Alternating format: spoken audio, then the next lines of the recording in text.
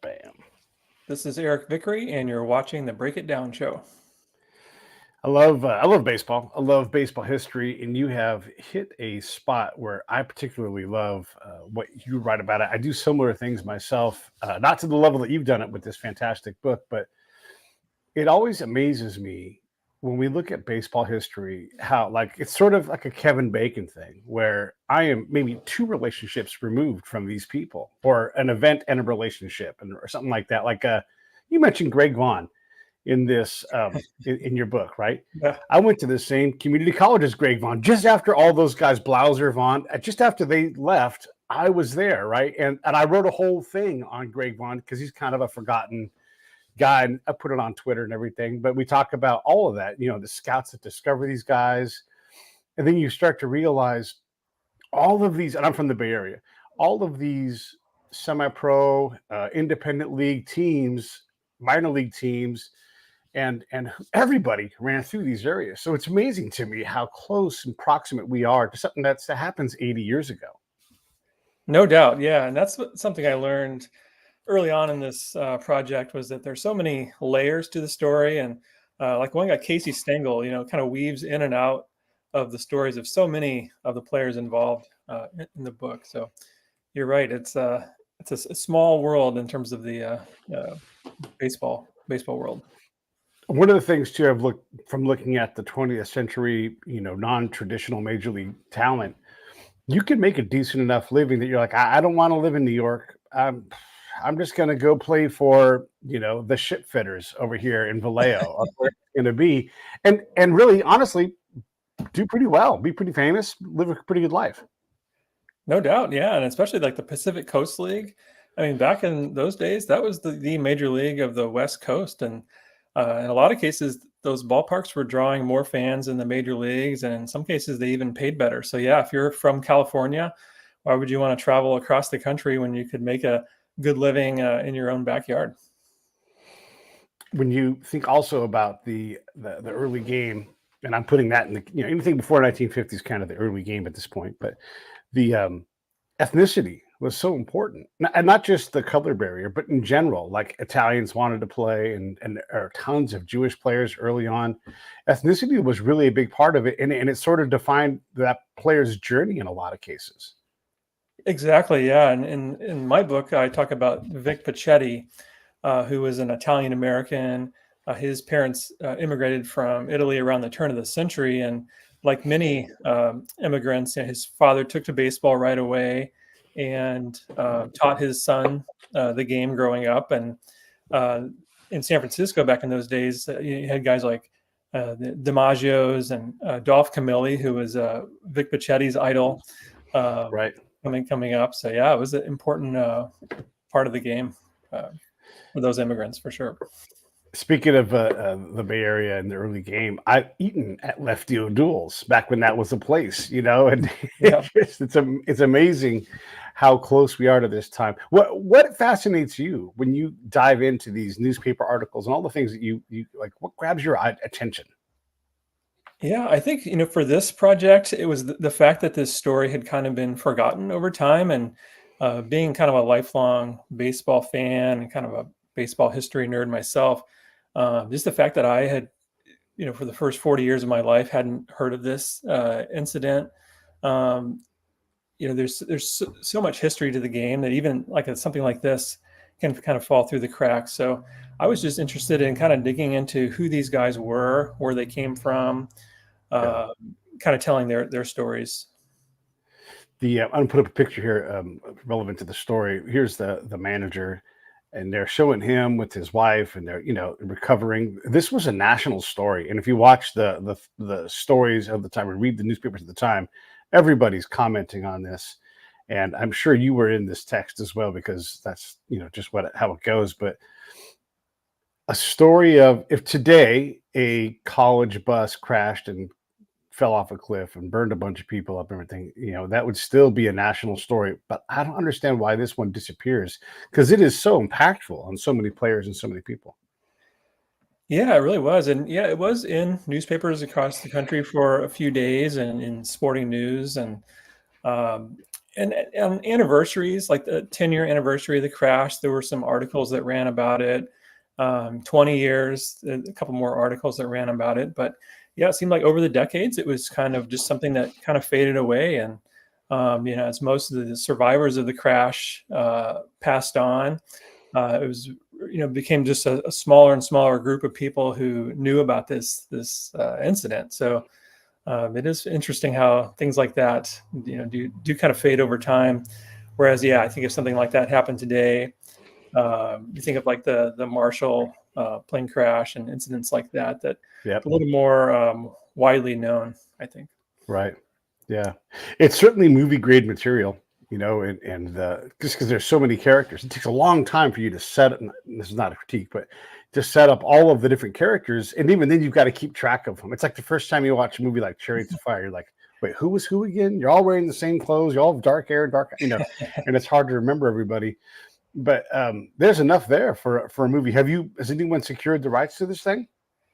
No, they haven't, but I have been asked that a lot. So I think people who do read the book do kind of see that there's a lot of qualities that could make a good film. Certainly, like the story of Jack Lorky alone, his life story could make it for a film, and then you add in all the other layers of the team and the people involved. Yeah. I think certainly could be a project if somebody wanted to pursue that.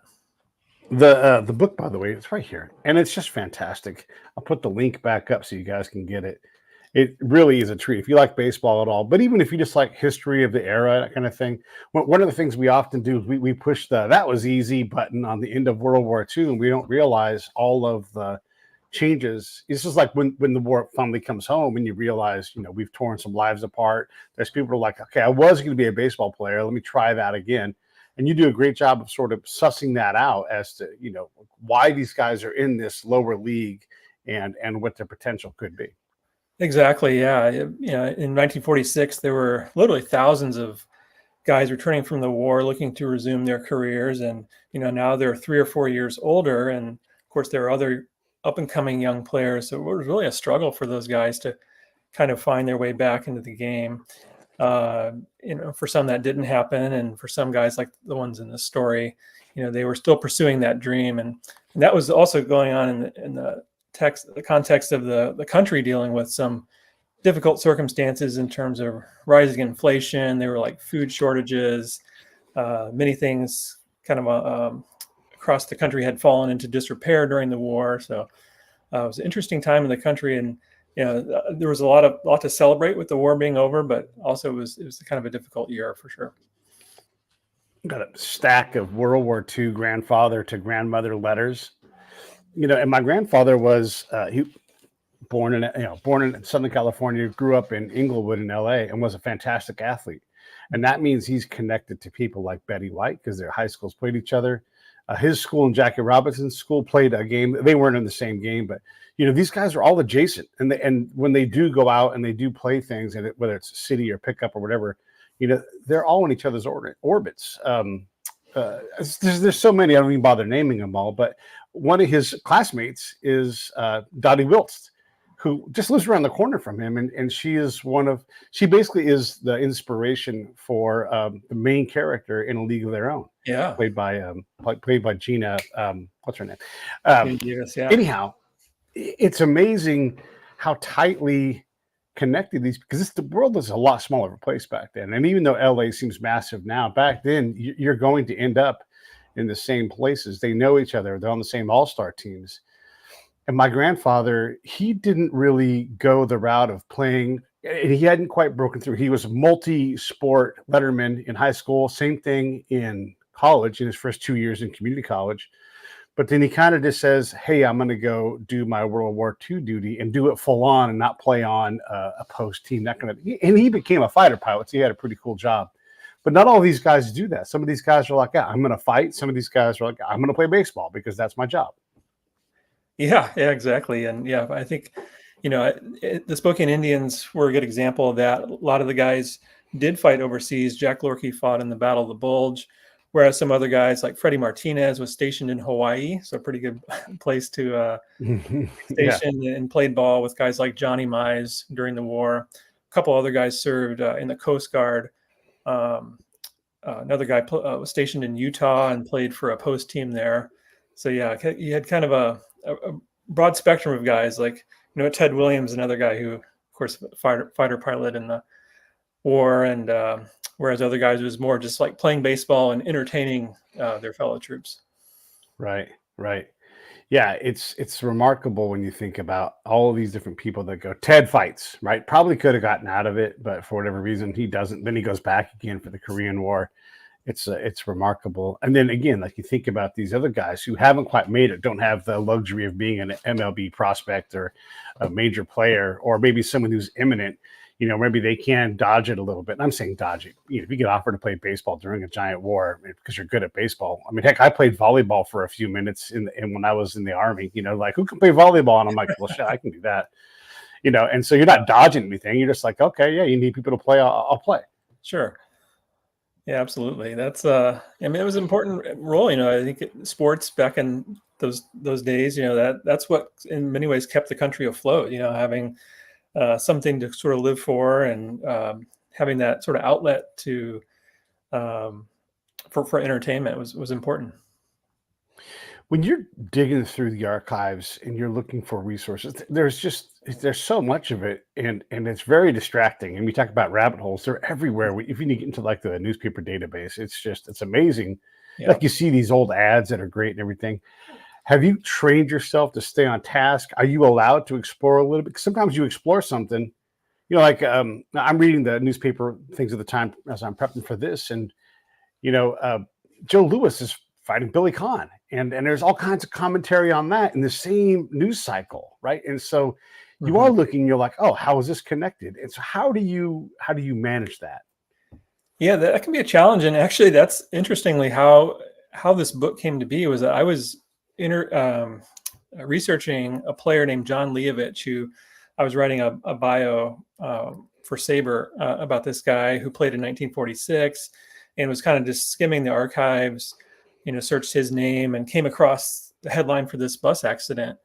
So that, certainly took me down a rabbit hole that I wasn't expecting. So I do, sometimes get off track, and, or maybe I'll find something and I'll make a note of that and say, oh, come back to this later. But yeah, there's so much out there that it can be pretty distracting. And newspapers.com, especially, with all the archives that are online now. Especially if you have a guy with like a common name. I mean, even just finding like the right, Joe Smith, it can be almost impossible unless you know exactly what. Yeah. It's true. And there are so many Dons back then, and so many Dorothys, and so many, all of these different names. And so it does get a little blended. I was doing something similar to what you did. I found this character, June Green, who pitched just for a minute in the major leagues. I'm always fascinated by these guys because you look at their numbers, you're like, why wouldn't you have this guy come back for another day or 10? He seems to be a pretty good guy. And so they have these micro careers, and I just love to dive in. I look at the Saber database, see if there's a bio. Like there isn't a bio for Greg Vaughn. There's just not one there. And so you think, well, shit, I'll at least contribute something. I'll do some of this work. I'm not going to try to submit to Saber because, whatever, there's someone else that does that stuff. But I wrote a lengthy thing on my Twitter thing about Greg Vaughn. And so this June Green guy, you dive in, and all of a sudden you realize he's taking a ship down to Cuba to play baseball down there. And so you can find the ship's registry, and all of a sudden, he's playing baseball with this other notable guy. And then you stack together this timeline, and it's just an amazing ride. All of these very contextualized things. I'm fascinated by it forever, by the game and how just fascinating it is. Likewise, yeah. I think it sounds like you and I share similar interests that way. And yeah, I really love digging into the weeds at this stuff and seeing how it all connects. And like putting this book together, it's about the Spokane Indians, but there's all these different players and links to other fascinating people in the game. Henry Aaron, Ben Gehrig managed Henry Aaron in the minor leagues. So yeah, so many different avenues to explore, even as much as has been written about the game, hundreds and hundreds of books and articles and things. There's still stuff out there that hasn't been written about. or even just a new way of contextualizing it. Yeah. You can take the same characters. Yeah, it's fascinating. When you read I Had a Hammer, and I read that book back when it first came out, and then all of a sudden I'm like, I got to go back and revisit that book because your book bumps fully hard into that book, and you're actually using it as a reference. And there's all these books that are in the you don't. It's amazing how when you start to stack context in, whether it's in baseball or adjacent, and you go, oh my gosh, these things are connected, and it creates a whole new bubble of understanding. You go from like this little small sentence to this whole universe that's bigger than the screen. Exactly. Yeah. And especially with a guy like Ben Gehrig, who's in the game for so long, as a player, back in the 1930s, and then managing all the way into the 1960s. He managed, Tommy John, for example. That's another name that he played in the 80s. Yeah. So it's not hard to find all those different connections over the decades when somebody's been in the game that long. So I'm reading the newspapers, and one of the characters that dies. I don't think this takes away from the book because it's great and everybody should read it. But Vic Pachetti dies, and it just breaks everybody's hearts. He's young and has promise, but for whatever reason, he sticks out when I read the stories. Can you make sense of why that is? Why is he so nationally relevant? Yeah, he really stuck out to me too as I was doing my research, and that's kind of why I decided to focus on him in the book. And he really was a celebrity in San Francisco in the 1940s. He came up as this sort of teenage phenom, went to this All-American game at the Polo Grounds at age 16, signed with the Oakland Oaks of the Pacific Coast League at 17. And so it was certainly a rising star, and by all accounts, a future major leaguer. How good he would have been, it's hard to say, but there was no doubt in anyone's mind that he had big league ability. So, yeah, it really was quite a shock to Northern California and the Bay Area when he passed in this tragic accident. And because he was so young and didn't have that time in the major leagues, his story really was forgotten. Over the years. I'm pretty critical of folks that try to put modern players into a time machine and say, if you send Ohtani back to 1920, like, you don't understand how hard it was to even survive back then. And, there wasn't outpatient things. And every time you read about somebody in the hospital, you're like, oh, and then they were there for 4 months. Yeah. And it's so. Do you find the same thing? I was reading, I'm going to do a show here soon, a book about Dr. Mengele when he was on the run in South America, or, living hidden. And just because he has a big mustache, he ingests enough mustache hair that it turns into a hairball in his body. And it's a serious life and death thing. It's a hairball, and this is in like the 60s.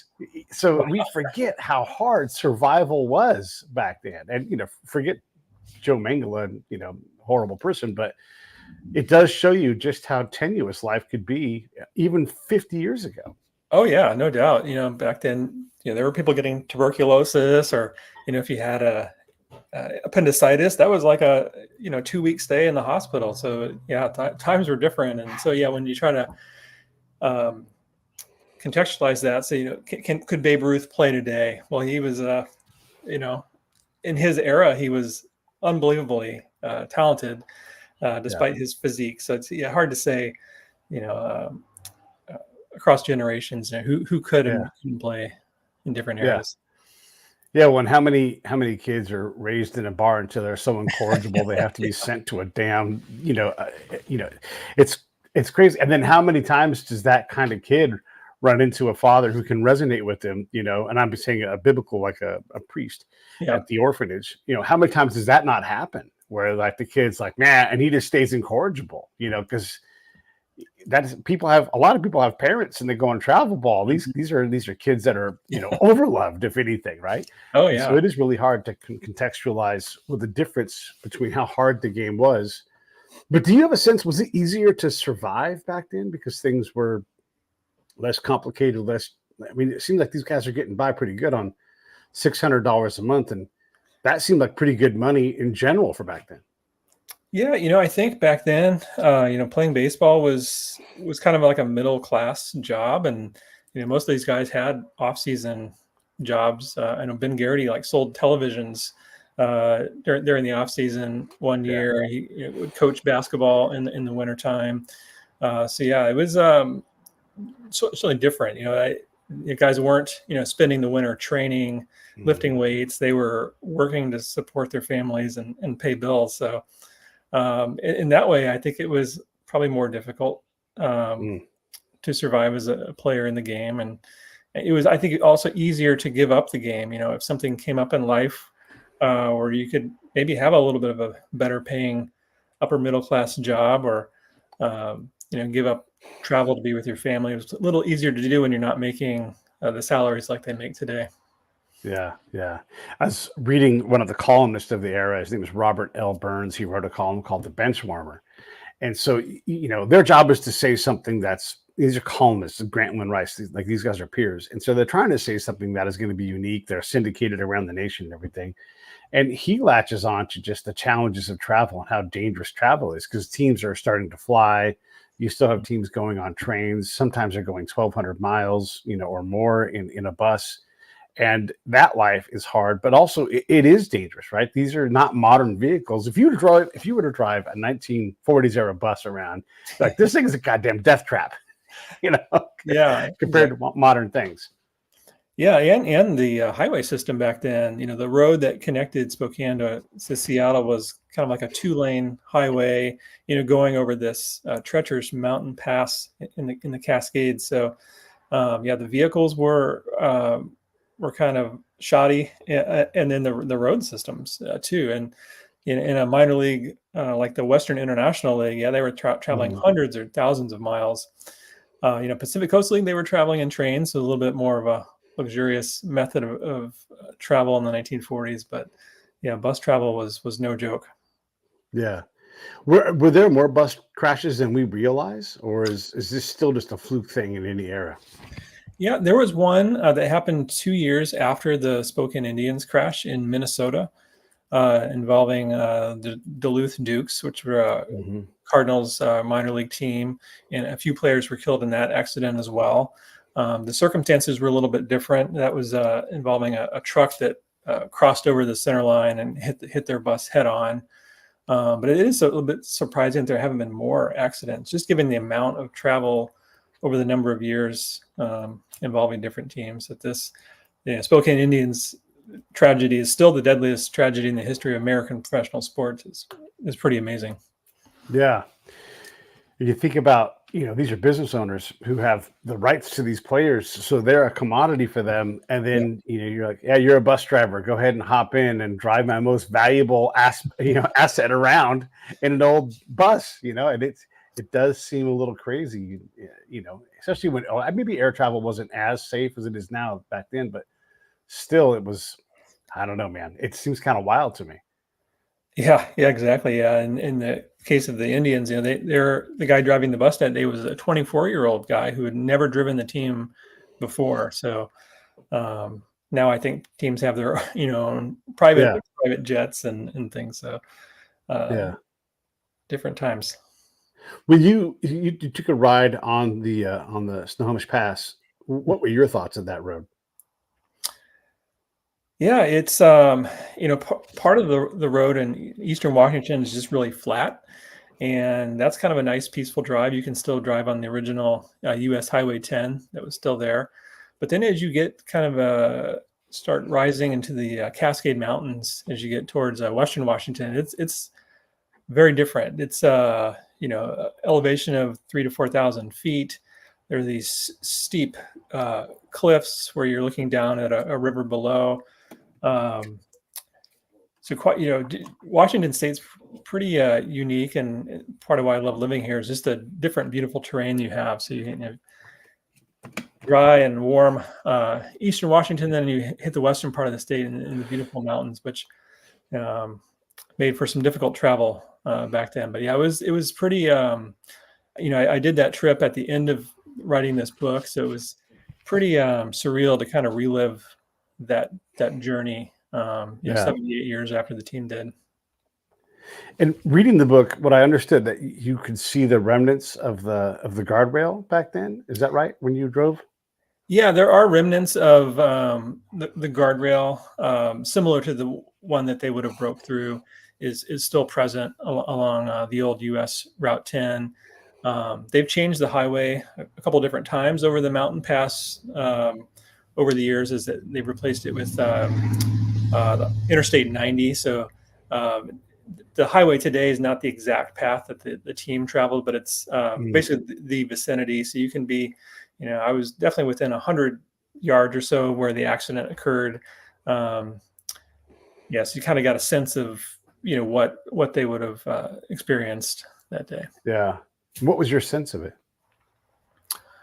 Um, looking kind of down at a steep ravine, you can see why it was such a horrific tragedy, especially when you're talking about an old bus without seat belts, where guys were just sort of tossed around and thrown from the bus.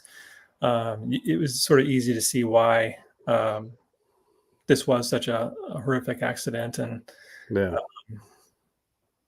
yeah, so that really stuck with me. Yeah. When you look at all the different victims, you're trying to decide how to represent them. You want to give time to each of them. It's also a lot of people, and so your book is not a 500-page book, right? And so you're limited on space.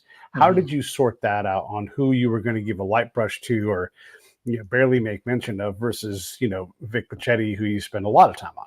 Yeah, in a lot of cases, that was just a matter of how much information I could find about each individual. Once I kind of learned Pachetti's backstory and realized how talented of a young player he was, I knew I had to kind of hone in on his story.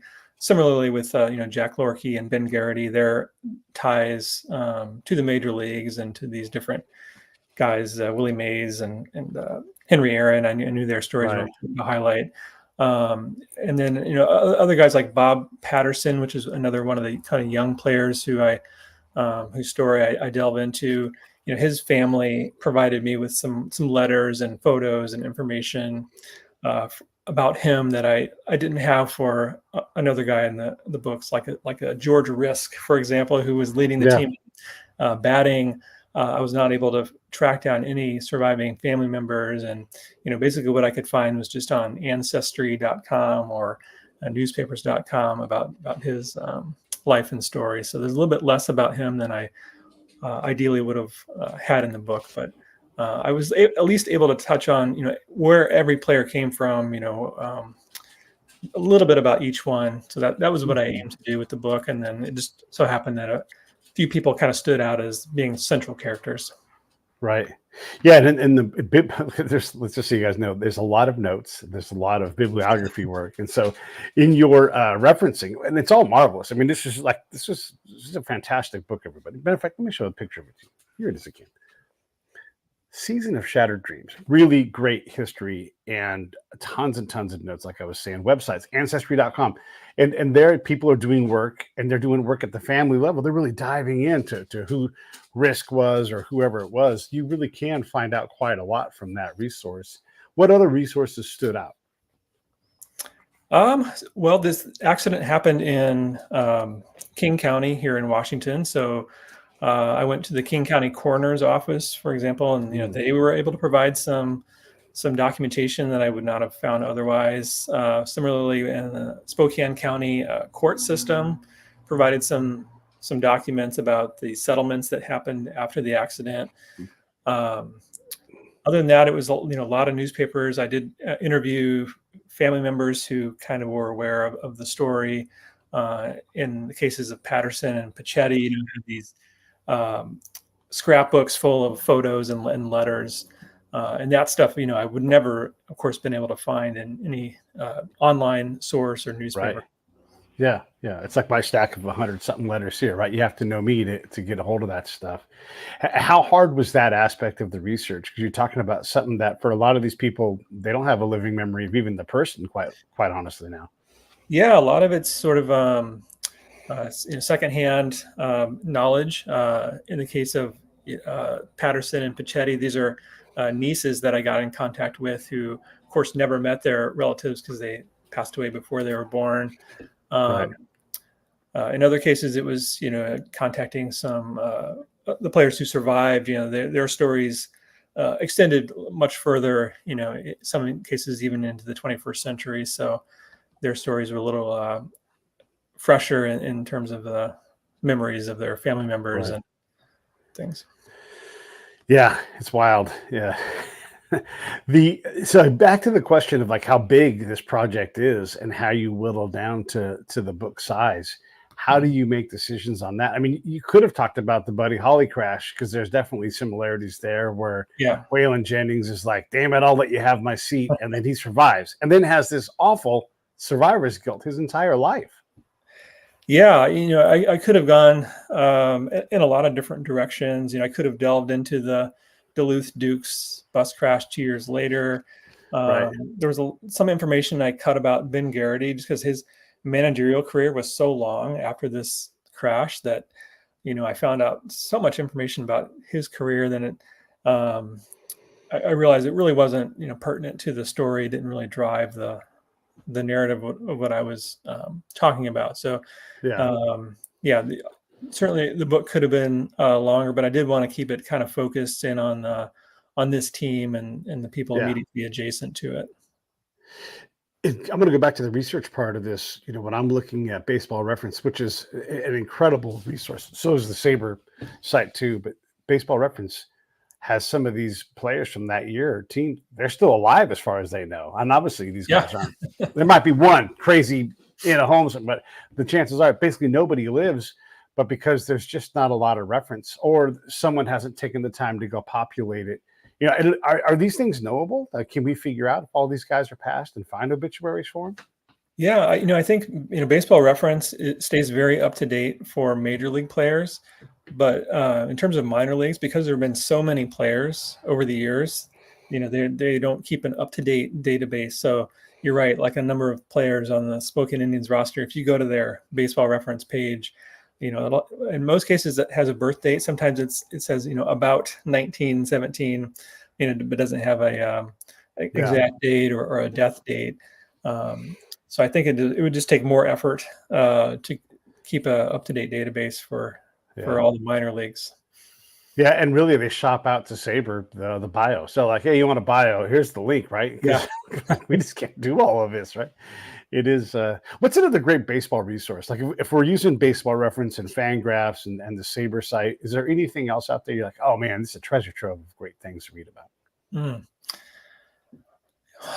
In terms of research, I think that the Hall of Fame Museum, is an incredible wealth of information and knowledge. And if you email the Baseball Hall of Fame Library with a question, they'll respond within a day or two with usually a PDF file of whatever information you're looking for. So they're a great resource for sure.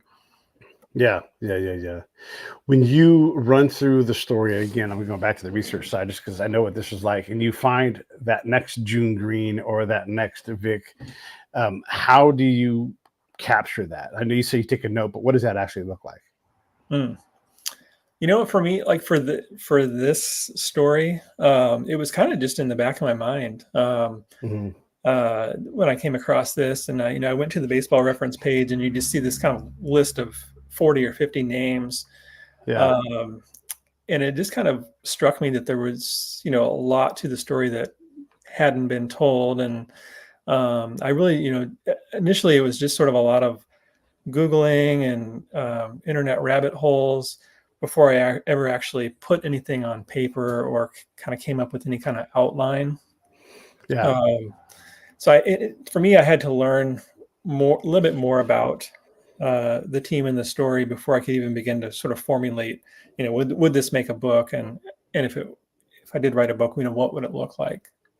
Right. And when you pitched this thing, how was the reception? I mean, obviously you sold it, right? So you were able to get it published somewhere, but how challenging was that process? Are there publishing houses that are like, we're desperate for old baseball histories? A couple of publishers who have worked with McFarland and Rowman and Littlefield, who published Season of Shattered Dreams, they they publish a lot of historical, baseball nonfiction. So, they'll take submissions directly from authors. I did pitch the book to a few agents as well, and actually all around the same time, within a week or two, I heard back from a couple publishing houses and agents. So there was definitely some interest in the book, and I think anytime you can kind of bring a story to light that's kind of been forgotten, that has other interesting components like World War II and things, I think there's interest, versus if you're like, I wrote a book about the 1982 Cardinals, that's a much more specific topic, and has a much not as wide of an audience as this book. Yeah, but still, when you're pitching this thing, if I'm the publisher, I'm gonna look at you and be like, barely affiliated minor league baseball in the 1940s in Spokane. I don't know, Eric. You think there's an audience for this? So how do you get over? Like, I love it. Like, we know Pete's out there; he'll buy a copy and talk about it on his show. Like, that's great, right? Yeah. But that isn't what gets you paid to write these things. So, what was it that set them over the top? I mean, I sell stories. Like, one of the things I do for real, my professional thing, is I talk about these things. And if I can get someone excited about it, I'm like, oh, there's something there. Let's work on this. Mm-hmm.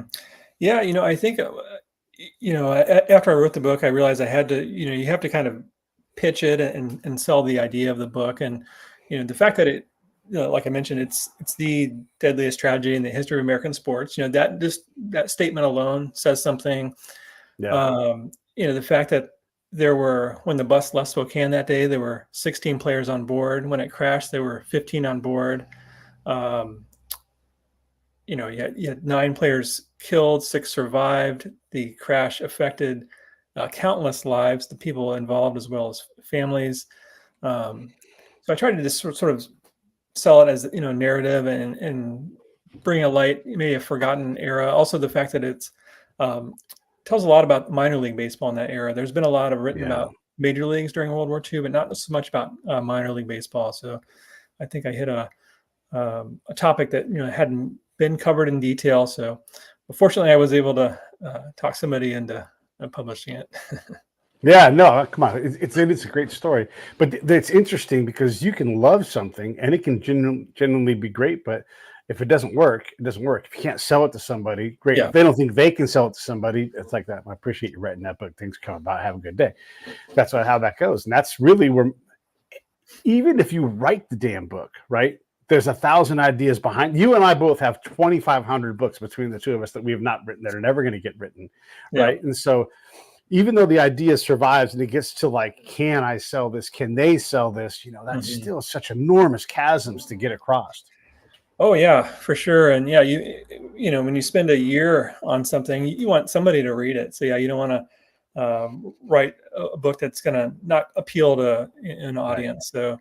So, getting the word out about the book is a challenge. So, I don't have a huge publicist or a marketing right doing this a lot on my own. So it's a lot of just sort of getting the word out and hoping baseball fans check it out and read about a story they probably haven't heard about. I am going to pitch it again because I just think if you like baseball or someone in your life likes baseball, loves it a lot, this story is so good. And there's so many, the context is just out of this world. And you guys know what I always say, buy 2. If you buy it for a gift for somebody, give them another one so they can hand it to their friend. And they should buddy read it. This thing is great. So buy 2 of these things. And the link for that is it's down below me right there. Look at that. I'm on top of the ball. I really do. I mean, I love that I get to read so many books. And it's great to be out there and talking about them, but also all these great pictures that are in the book, and some of these things you have to get through a personal collection. They're not on the internet, right? Right. When do you stop? When do you go, God damn it, that's enough. I can't, because there's a stack 1,000 feet high of all of the things you could have put in the book, right? Even though you're trying to keep it germane to this event, there's still just so much richness in all of this stuff. How do you leave that vein of copper or gold and go, nah, I don't want any more of that. I'm good. Yeah, I have files on my laptop, hundreds of photographs and additional letters and other details that you can only put so much in the book. You don't want to bore the Yeah. reader, and you also it certainly appeals more to baseball fans, but I also wanted it to maybe a casual fan could read it and enjoy it as well. So it was kind of just picking and choosing the pertinent details that really sort of um, drive the narrative. Yeah. And then, for me, it was just rereading the manuscript over and over again and saying, okay, this really doesn't fit. I probably need to cut this or, expand a little bit more on this. So there was Yeah. a lot of that went on. I had a Titanic expert on the show the other day, and I've been to the Seattle Titanic exhibit that's going on right now, and it's just remarkable. And part of the story that I'm always fascinated by, and I think this will resonate with you, is okay. So Pete Turner dies on the Titanic, right? And he was from whatever, Sweden. That's where a lot of my family's from. And I'd come back to grab my family, and I'm like, all right, I'm gonna get over there, buy this house, and you guys are gonna follow me in 3 months, and then boop, right to the bottom of the ocean. And that family is like, what the fuck? Like, now what do we do, right? And so you have all these families that are like, yeah, you're a dreamer, you're playing baseball, we love it, we're so proud of you. Everything else is terrifying because how do you make a living doing this? All these things that go into this. And then no shit, like these guys, their careers are either destroyed or their lives are taken.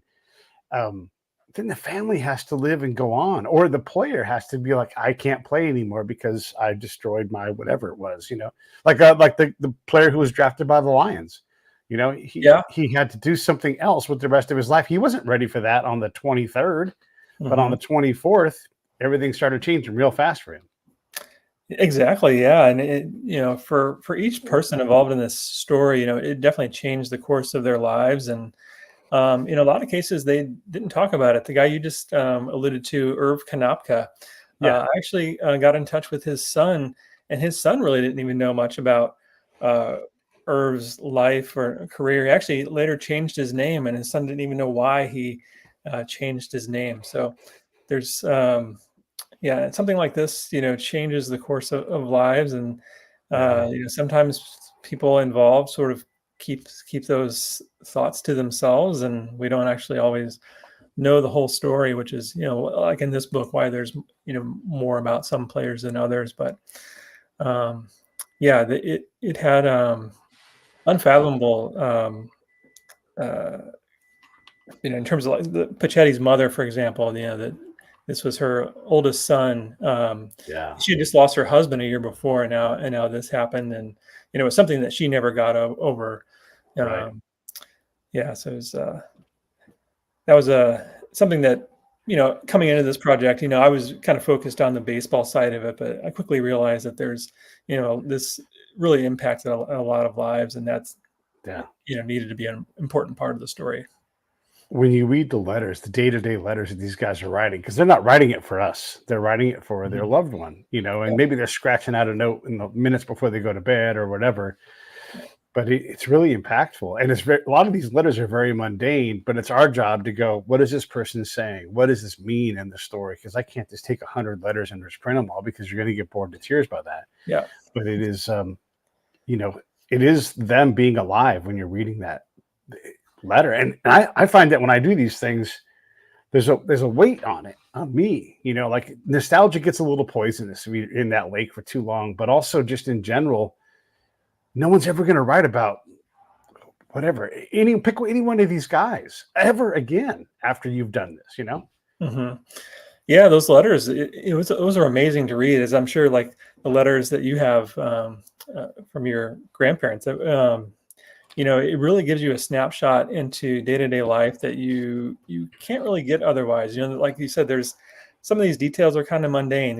Vic Pachetti talks about, what movie he went to see on their day off, or, what he had for dinner. But, it kind of just gives you a little bit of extra detail about, Sure. what was important to them at the time. And even the language is different, in terms of some of the words they used back then. The word swell comes up over and over again in letters, and no one says swell nowadays. So it's really fascinating to look back and um, a different era. Yeah. And swell, I'm so glad you said that, because I was going to say, because my grandfather, like, because he's in flight school in various locations around the country as he graduates at the thing. And he is just bored, and then the military has purpose, like, oh, we're going to win. So strategically, they only need so many pilots in the pipeline. And so they've kind of throttled back training. And so when the trainers who've been going balls to the walls for however many months in a row, they're like, hey, why don't you go ahead and take Sunday off? Oh, you know what, a little more cloudy today. And so here's this high-end athlete is like, I just want to go. I just want to go do this thing. And then it's like, well, we went to the picture show again. And same thing. He's like, we went and saw whatever movie it was. It was like, and it was okay. And then we had a Coke. And then we walked back to the barracks. And then we went to bed. Yeah. Yeah, there was a lot of that. But then, every now and then, like there was a letter from Bob Patterson where he really went into detail about, the sort of mental struggle that he had. He really wanted to succeed in the game. And for the first time, he was kind of dealing with failure. And he really kind of dove into his emotions in one of those letters. So, most of the letters were pretty mundane, but now and then you'd come across a little snippet like that, which would really kind of drive home kind of what they were thinking and feeling at the time. Yeah. And again, when you get into these texts and resources and everything, like I didn't know my grandfather. I'd only found that part of my family just like 2 or 3 years ago. And so it's all new to me. So I'm meeting this guy for the first time. And so I'm going through the database of things, and I'm looking at an old yearbook from Inglewood High, and it's not his yearbook, it's somebody else's. And then pow, from 1939, my grandfather comes alive. He's 15 years old, but he says something in this person's book, and no one else knows this. No one else cares. No one alive, but it does. And then, so there is this responsibility for me and my family to go, oh my gosh, let me capture that, and give them this little thing, like this little spark of life. And then I think about, like, how do I take this? Or like my grandfather's mother, who was a totally different character than because you think of grandmothers as being stately, but what if they're wild, young, and dangerous, And so you have all these different things that come out, and it's our job as we tell these stories to try to sort out what's relevant, what's interesting, and what's just that's not going to fit in the story, even though it's fascinating.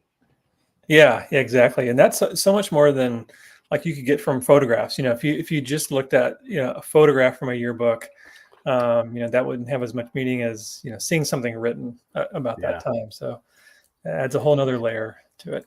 Yeah. One of the things that happens, and I'm sure you kind of cover this a little bit, is there's uncomfortable cultural things that have now become passé or offensive, right? And you talk a little bit about the nature of Indian names on teams and everything, but like there's a picture of, this is Inglewood High School, right? Like, which later on becomes not a white high school, it becomes a decidedly black high school, and they're putting on minstrel shows.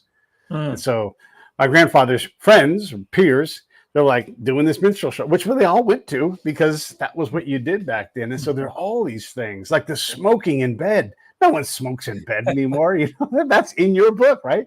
And so many of these things, you look and you're like, what in the world? What planet are these people living on? Yeah, and this was, not that long ago.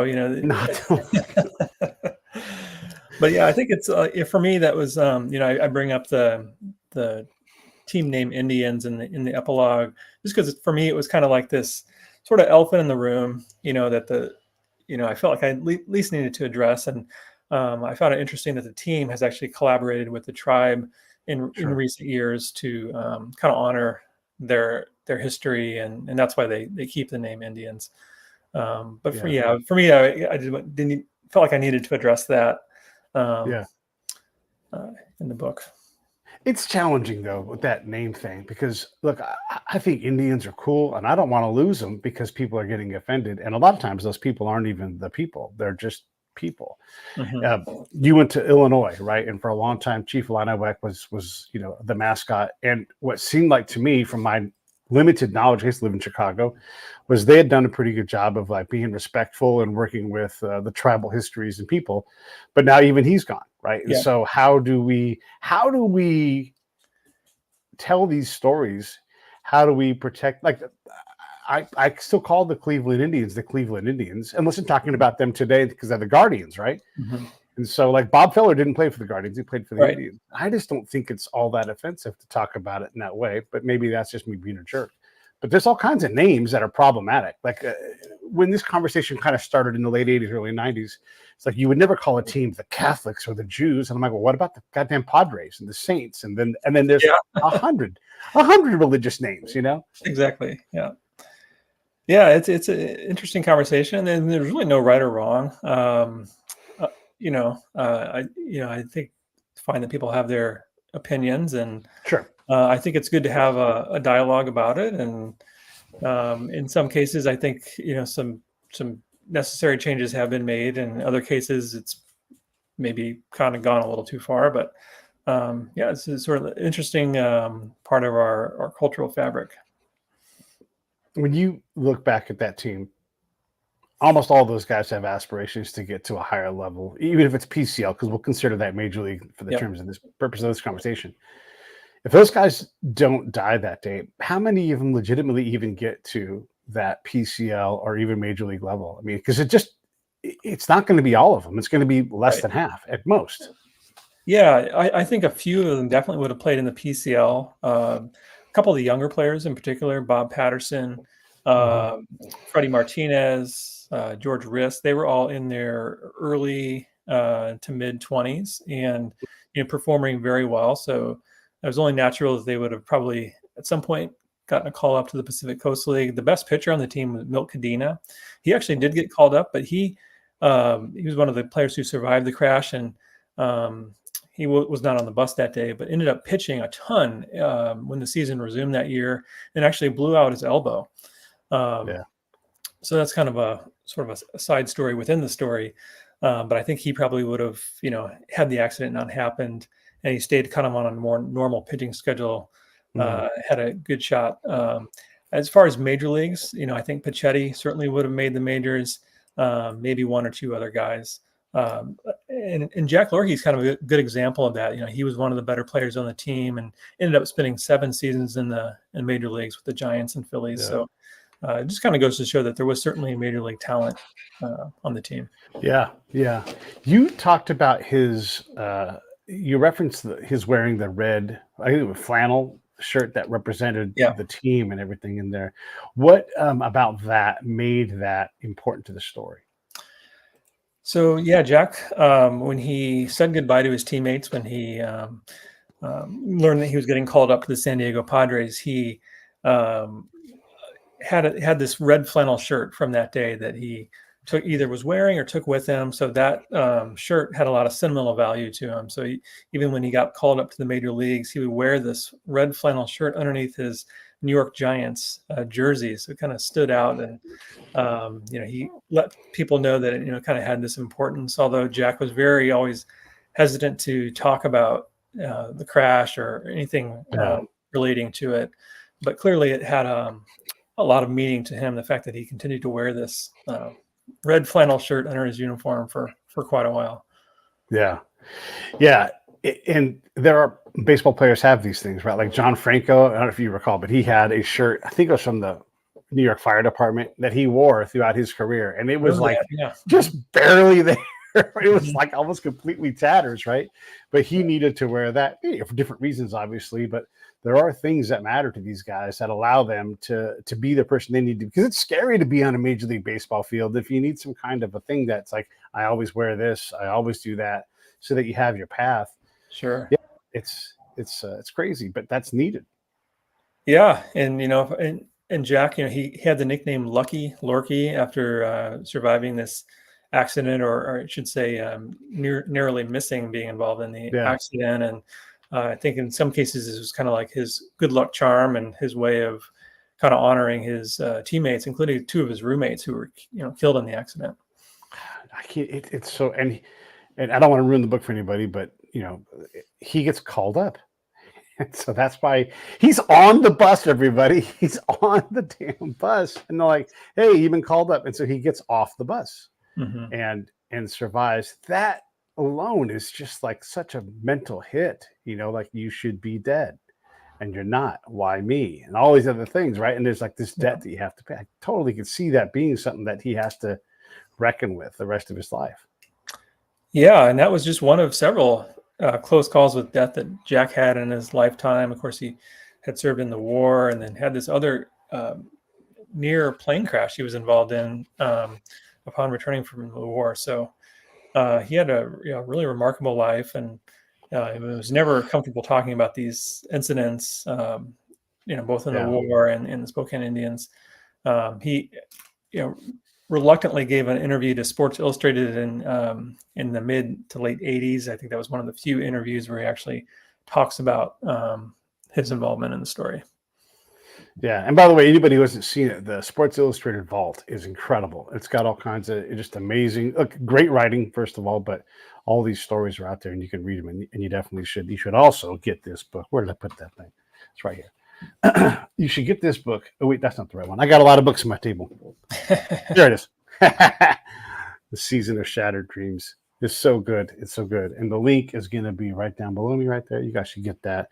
And get the Reds book, too. That's next to my list. I'm actually got like 4 or 5 books in front of you because this guy's got to read a lot of books to do the show. But I love it. Was there anything on the Bat Boy? I was curious if there was any closure on his life and everything else. Yeah. So, when I first started researching this, I thought, maybe the Bat Boy is still alive. He would have been young enough that that's possible. But I was able to track down his obituary. He passed away maybe 10 years ago or so in Oregon. But remarkably, I was at a book signing in Spokane at Auntie's, the bookstore there. And in walks this guy in his early 90s. And he said, I was friends with Kenny Benshoff, which is the name of the Bat Boy. I grew up with him and was played baseball with him as a child. So he kind of shared a couple details about Kenny that I didn't know about, and Kenny was not on the bus that day. He wanted to go on the trip but couldn't get permission. So he's in the team photo, which was taken 2 days before the crash. That's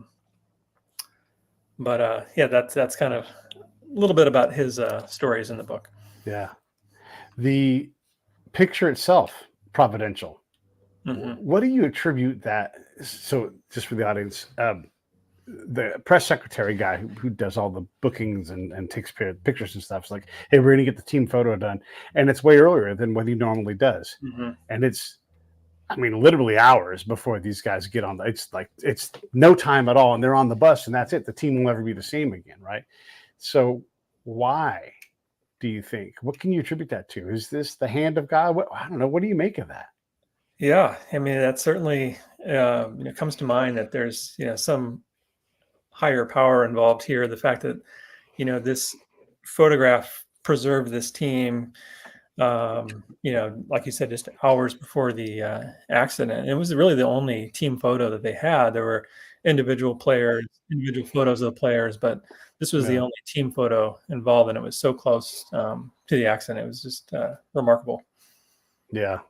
I had on the show, I guess it was last week, 2 different artists. Greg Kindler, who's like he paints, his work. Yeah, so paint on canvas, everybody. Mm-hmm. And then another guy's Dave Hobrecht, who does charcoal and pastels. And he wrote and illustrated, he illustrated Ned Coletti's Dodger book.